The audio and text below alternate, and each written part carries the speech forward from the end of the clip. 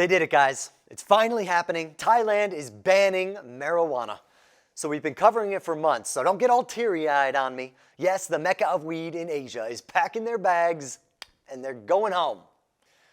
They pretty much made it legal 2 years ago, and now they're cracking down on recreational. Decriminalized cannabis turned into a tourism boom. And it helped out some poor farmers, but it's getting some nasty whiplash as people are saying the unregulated market is giving it to kids, crime's going up, and too many people who can't handle their cannabis are winding up in the hospital. It's a problem and it's got to go.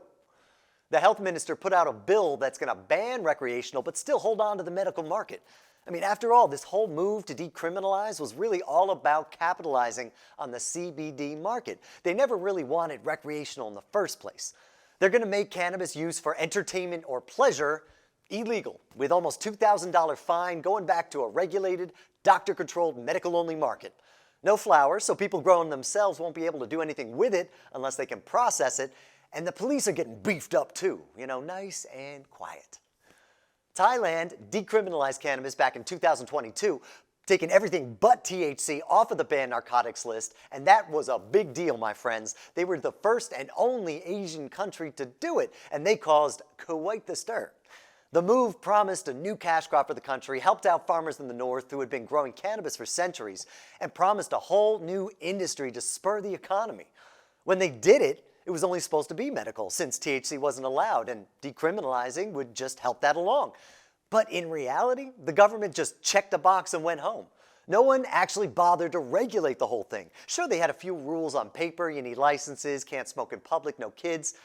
But it was all a joke. You could get whatever you wanted, wherever you wanted. Violence started breaking out. Kids were using it. Unlicensed shops were popping up everywhere, while high tourists inundated the country.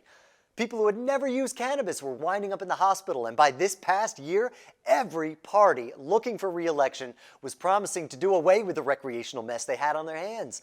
But they're saying they don't have any choice but to put cannabis back on the narcotics list.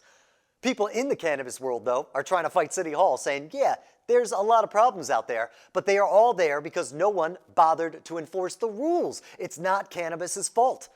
Quote, I quote, "I don't think there's anyone who disagrees with the control of use for underage children. No one wants to see people puffing weed on the street. Sellers also don't want to see those street vendors who sell without a license." So while they try to reel in cannabis, the cat might be out of the bag on this one. The industry's ballooned in the last year or two, and to snap your fingers and expect it to disappear at the stroke of a pen, I mean, it's a bit of a reach.